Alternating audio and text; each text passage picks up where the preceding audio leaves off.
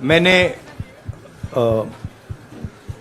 आप सब से काफी बार बोला है कि हिंदुस्तान में लोकतंत्र पर आक्रमण हो रहा है और इसका हमको हर रोज नए नए उदाहरण मिल रहे हैं।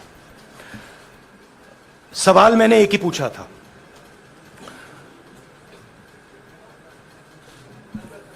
फाउंडेशन पे जाता हूं, अदानी जी की शेल कंपनीज हैं, अदानी जी की शेल कंपनीज हैं, उसमें 20,000 करोड़ रुपया किसी ने इन्वेस्ट किया। अदानी जी का पैसा नहीं है, अदानी जी का इंफ्रास्ट्रक्चर बिजनेस है, पैसा किसी और का है। सवाल यह है, ये जो 20,000 करोड़ रुपए हैं ये किसके हैं? यह सवाल मैंने पूछा। मैंने पार्लियामेंट हाउस में प्रूफ देके, जो मीडिया रिपोर्ट से मैंने निकाला, अदानी जी और नरेंद्र मोदी जी के रिश्ते के बारे में डिटेल में बोला। रिश्ता नया नहीं है, रिश्ता पुराना है। जब नरेंद्र मोदी जी गुजरात के सीएम बने थे तब से रिश्ता है और उसके बहुत सारे पब्लिक प्रूफ्स हैं।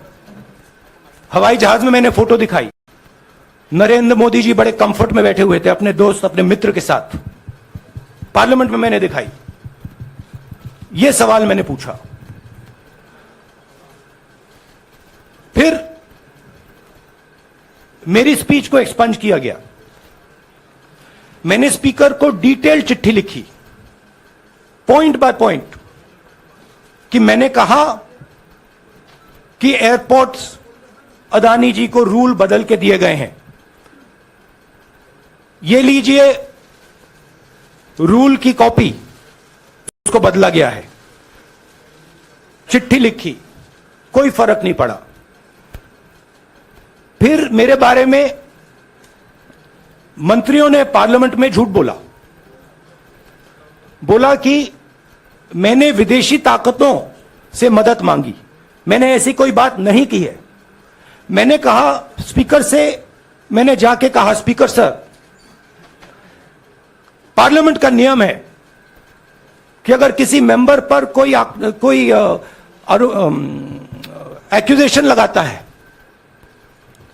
तो उस मेंबर को जवाब देने का हक होता है। मैंने एक चिट्ठी लिखी, उस चिट्ठी का जवाब नहीं आया। दूसरी चिट्ठी लिखी, उस चिट्ठी का जवाब नहीं आया। फिर मैं स्पीकर के चेंबर में गया। मैंने स्पीकर सर से कहा, स्पीकर सर, यह कानून है, यह रूल है, इन्होंने झूठा आरोप लगाया है,